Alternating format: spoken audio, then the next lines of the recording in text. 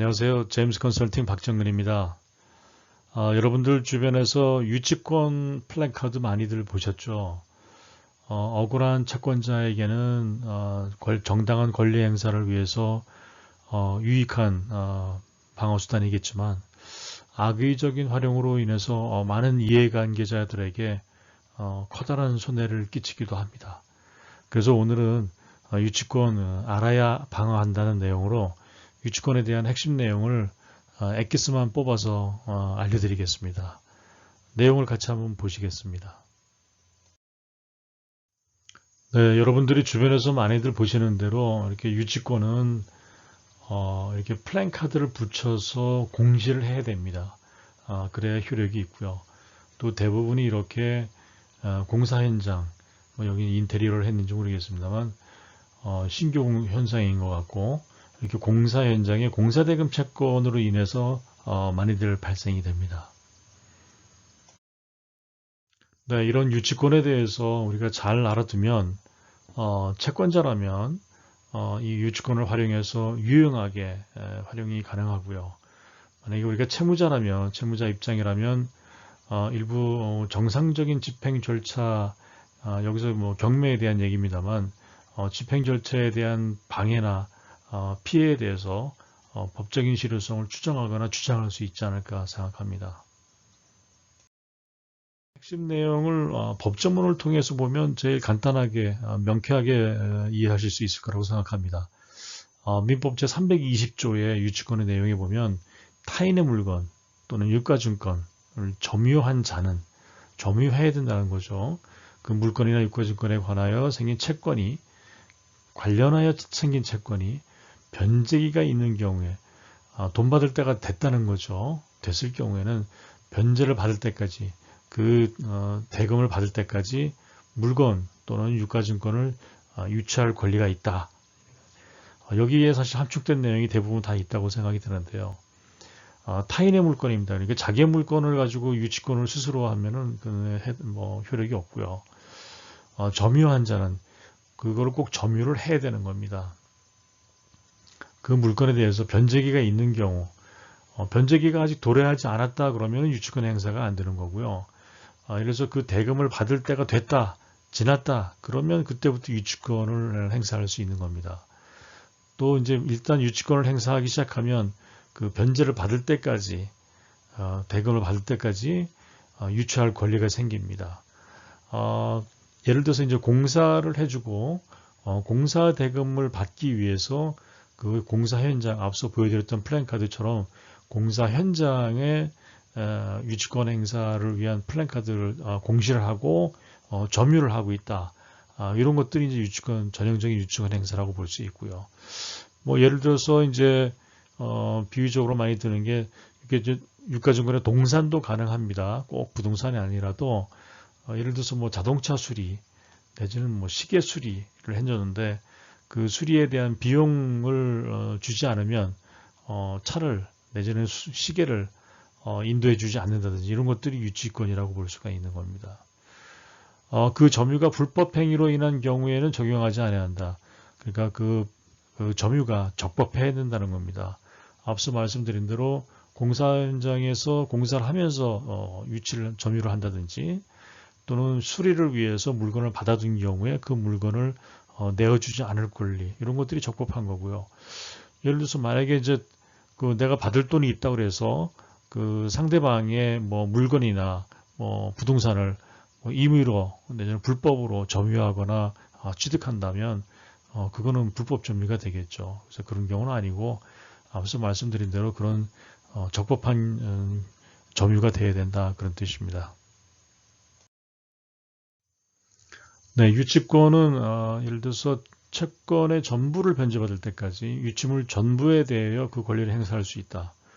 뭐 예를 들어서 좀 비유가 좀 이상합니다만 자동차 타이어를 수리했다. 그러면 타이어만 유치할 수 있느냐? 그렇지는 않죠. 타이어는 일종의 부속이기 때문에 그 자동차 전체를 유치할 수도 있는 겁니다. 예를 들어서 건물에 무슨 출입문을 수리했는데 그 출입문에 대한 대금을 변제받지 못했다. 그러면 그 건물의 유치를 할 수 있는, 점유를 하고 유치권 행사를 할 수 있는 겁니다. 출입문만 수리했으니까 출입문만 떼어가지고 가서 점유해라 이렇게 할 수는 없는 거죠. 그래서 유치물 전부에 대해서 그걸 권리를 행사할 수 있다. 그런 얘기고요. 그 유치권자는 변제를 받기 위해서 유치물을 경매에 붙일 수도 있습니다. 또 정당한 이유가 있을 때는 유치권자는 감정인 평가에 의해서 유치물로 직접 변제 충당할 것을 법원에 청구할 수 있습니다. 그러니까 자동차 타이어 수리비를 위해서 자동차를 경매에 붙일 수도 있고, 내지는 그 유치물로, 그러니까 뭐 자동차로 직접 변제 충당, 뭐 가격이 좀 어폐가 있습니다만 그렇게 유치물로 직접 변제 충당할 것을 청구할 수 있다. 이 경우에는 미리 채무자에게 통지해 줘야 됩니다. 네, 또 유치권자는 유치물에 어떤 과실이 있는 경우, 그러니까 예를 들어서 부동산을 유치하고 있는데 거기서 임대를 줘서 임차인이 임대 수익이 나오고 있다든지 이런 그 유치물을 통한 어떤 과실이 있다면 그걸 다른 채권자보다 먼저 그 채권의 변제에 충당할 수 있고요. 그러나 이게 금전이 아닌 경우에는 불가능합니다. 또 그 채권의 어떤 그 과실수취권은 채권의 이자에 먼저 충당하고, 그래도 남으면 그 다음에 이제 원금에 충당을 하게 됩니다. 그리고 또 유치권은 어떤 유치권자의 선관 의무가 있습니다. 유치권자는 선량한 관리자의 주의로 유치물을 점유해야 되고요. 또 그렇다 유치권자가 유치한다고 해서 채무자의 승낙 없이 유치물을 뭐 사용하거나 또는 대여하거나 뭐 유치물을 담보 제공 뭐 하지 못하겠습니다만 담보 제공한다든지 이런 행위는 할 수 없다. 유치물의 보존에 필요한 사용은 그러하지 아니하다. 유치권을 행사하기 위해서 유치물 보존에 꼭 필요한 필수적인 사항은 그렇지 않아도 된다.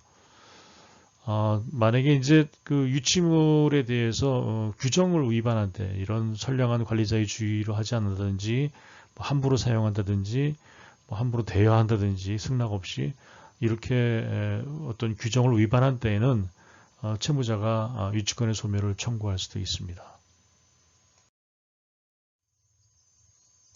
네, 민법 326조에 보면 비담보 채권의 소멸시효, 유치권을 행사한다고 그래서 행사를 통해서 행사하는 기간에 채권의 소멸시효가 중단되지는 않는다 그런 뜻입니다. 그러니까 소멸시효는 계속 진행이 된다 그런 뜻이고요. 채무자는 상당한 담보를 제공하고 유치권의 소멸을 청구할 수 있습니다. 뭐 다른 담보 물건을 주고 유치권을 종결시킬 수 있는 거죠. 또 유치권은 점유의 상실로 인해서 소멸합니다. 그리고 만약에 점유를 하지 않고 있다든지 점유권을 상실했다든지 이러면 유치권 자체가 소멸됩니다. 그러니까 유치권은 반드시 유치권자가 점유를 하고 있어야 그게 성립이 되고 또 점유를 끝까지 하고 있어야 계속해서 그 유치권을 행사할 수 있는 겁니다. 네, 이제 이상의 어떤 법적인 내용은 같이 봤고요. 좀 중복되는 내용이지만 유치권의 어떤 개요와 특성을 다시 한번 정리를 해드리겠습니다. 일단은 타인의 물건이어야 된다. 이게 뭐 동산이든 부동산이든 상관없다. 타인의 물건이란 자기의 물건을 갖다 놓고 자기가 채무자로서 유치권을 행사한다고 해서 다른 사람한테 대항력을 갖는다. 그건 불가능하다는 겁니다. 또 채무자 및 제3자의 소유물도 가능하다. 채무자뿐만 아니라 채무자가 어떤 그 소유권이라든지 점유권 내지는 채권을 갖고 있는 제3자의 소유물도 가능하다 그런 얘기입니다. 목적물과 채권 발생 간의 견연성이 있어야 된다. 그러니까 공사대금처럼 공사대금이 실제로 공사는 A 건물에서 했는데 B 건물을 유치할 수는 없는 겁니다. 그리고 타이어 수리에 대한 대금을 받기 위해서 그 집에 가서 유치권을 행사하고 이런 건 안 된다는 거죠. 타이어 수리를 했으면 자동차를 유치해야 되는 거죠. 그러니까 목적물과 채권 발생 간의 견연성이 연관성이 있어야 된다. 채권의 변제기가 도래해야 된다. 그러니까 돈 받을 때가 됐어야 되는 겁니다. 만약에 아직 그 대금에 대한 상환이 앞으로 한 달 후에 내지는 2달 후에 있을 예정인데 미리 유치할 수는 없는 거라는 얘기입니다. 앞서 말씀드린 대로 목적물을 적법하게 점유해야 되고요. 이 점유라는 게 가장 중요한데 점유를 해야 성립이 되고 유치권이 또 점유를 해야 존속도 되는 겁니다. 채권 발생 후에 점유해도 뭐 문제는 없습니다. 꼭 점유부터 하고 채권이 발생할 필요는 없는 거고요.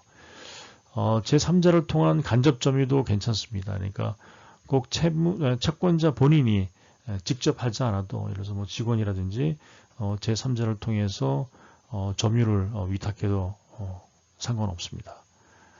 또 채무자가 직접 점유하면 안 됩니다. 이게 무슨 뜻이냐면 예를 들어서 그 건물을 공사를 했는데 보수공사든 했는데 그 건물주가 건물주를 통해서 점유를 시킨다 이런 건 말이 안 된다는 거죠. 그러나 채권자와 채무자가 같이 공동 점유하는 건 상관이 없습니다.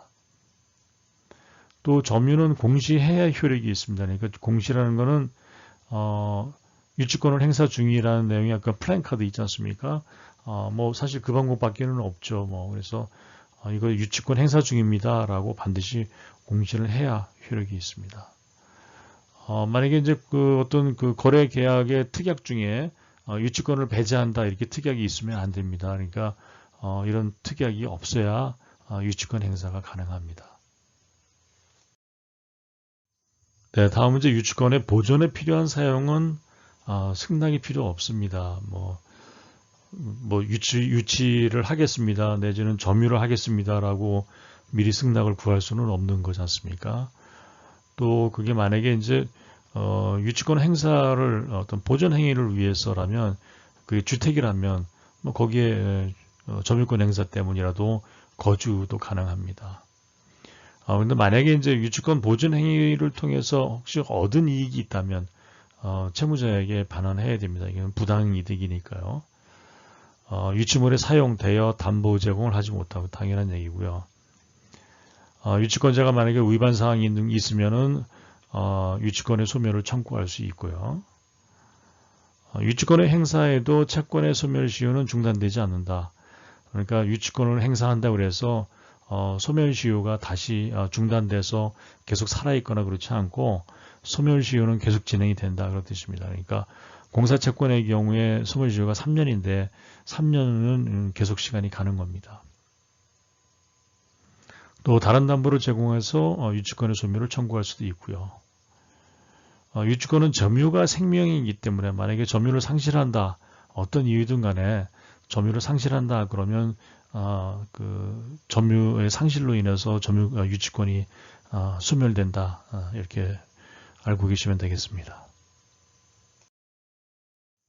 네, 다음 시간에는 오늘 강의해드리는 유치권에 대한 좀 연장선상에서 부동산의 경매 권리 분석, 그 다음에 우선 변제권, 대항력 이런 내용으로 찾아뵙겠습니다. 네, 대표님의 부동산 권리 분석 제임스 컨설팅에서 도와드리겠습니다. 감사합니다.